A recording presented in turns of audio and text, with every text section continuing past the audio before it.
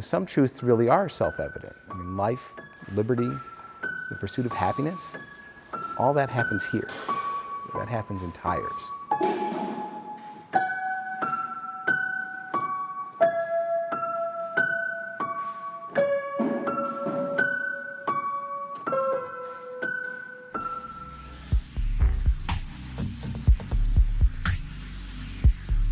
Tires is a warehouse on the east side of Detroit that has been converted into a music venue.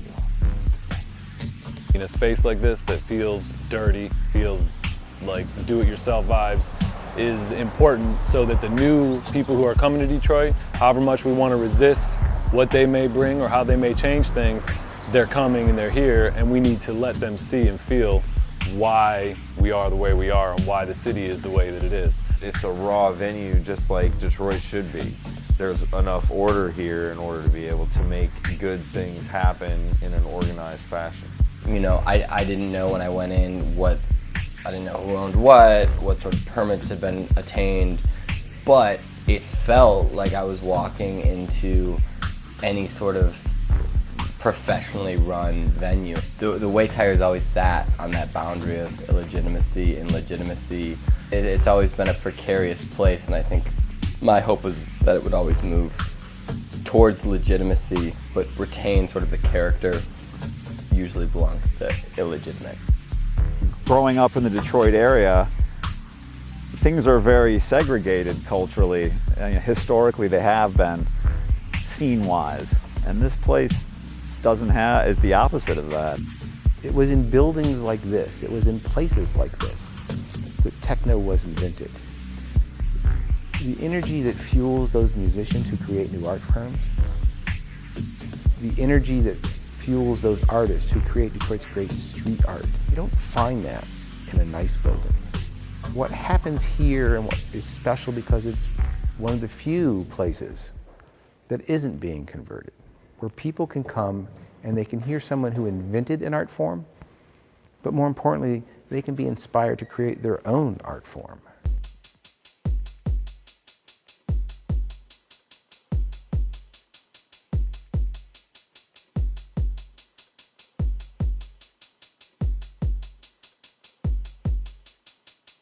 In such a short amount of time, everyone that I've been working with in Detroit over the last 10 years, we're all talking about Tires and having their events and their programs here. There's film crews at Tires coming in from New York, and there's record labels and internationally acclaimed DJs that are very selective about where they play, that we're all about coming into Tires.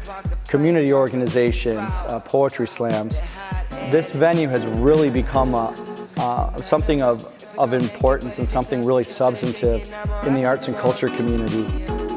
There's not many places like that in Detroit, let alone the world, where you can go and be inspired to create, and it stimulates your life, your friends' lives, the city's life.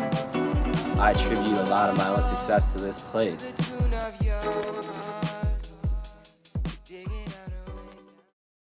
Right now, Detroit Techno don't have anything physical to hold on to or to touch and to call it Detroit Techno or to call it ours. This place feels like it's more like ours than a venue, you know what I mean? You know, we was invited in, Michael was very careful to, find out the roots of techno, instead of just coming in and try to set up shop without talking to anybody, he talked to everybody. He brought everybody in and made everybody feel like family.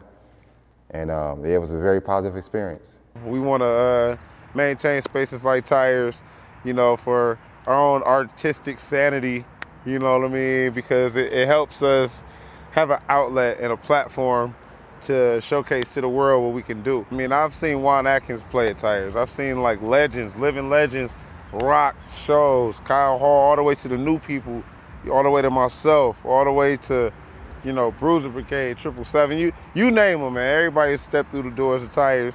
Some really incredible people have played here, and it's kind of incredible to think that, you pull the plug on this, and that's a loss. That's a major loss for not just this neighborhood that it's kind of created and re-energized, but the city as a whole. opening up a place like Tires isn't just about, the music.